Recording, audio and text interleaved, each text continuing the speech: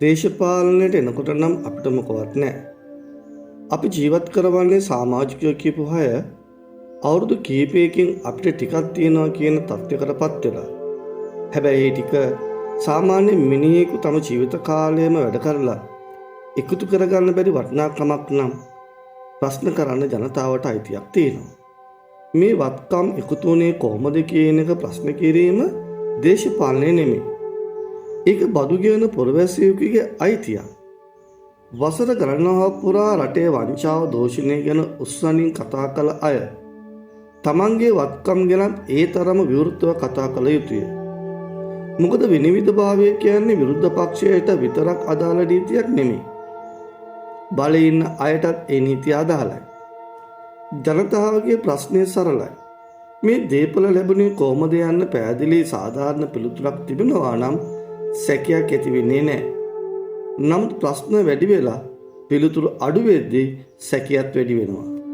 මාක්ස්වාදය ගැන, නිර්ධන පන්තිය ගැන, සමානාත්මතාවය ගැන මහලෝකුවට කය ගෙව්වේ. හැබැයි වත්කම් ප්‍රකාශය බලද්දී මාක්ස් හිටියානම් අලුත් පොතක් ලියනවා. එක්ක දිවිනා ගන්නවා. ජීවිත කාලයේම කිසිදු ඉපීමක් නොකර ෆුල් ටයිම් දේශපාලනය කරලා කෝටි ගණනක දේපලක් රැස් කරගත්තේ කොහොමද කියලා පිළිගත හැකි පැහැදිලි කිරීමක් බලාපොරොත්තු වෙන එක වැරදිද? විපක්ෂයේ ඉන්නකොට එක නීතියක්, ආණ්ඩුවේ ඉන්නකොට තව නීතියක්. බලනකොට වෙනස් වෙලා තියෙන්නේ පාලකයෝ විතරයි. දේශපාලන සංස්කෘතිය වෙනස් වෙලා නැහැ. මෙතන තියෙන බරපතල කාරණේ තමයි දේශපාලඥයා කවුද කියන එක නෙවෙයි. වැදගත් ඕගියෝ හයගේ වත්කම් නිත්‍යානුකූල උපයාගත් ඒවාද නිසිලස ප්‍රකාශ කර තිබෙනවද? ඒ පිළිබඳ ප්‍රශ්න ඇත්නම් ඒවා ස්වාධීනව පරීක්ෂා කරනවාද කියන එකයි වැදගත්. ඒක තමයි ස්වාධීන ආයතනවල වගකීම. ජනතාවට තියෙන තව ප්‍රශ්නයක් තමයි අල්ලස්සා දෝෂ විමර්ශන ආයතන කාර්යභාරය ප්‍රමාණවත්.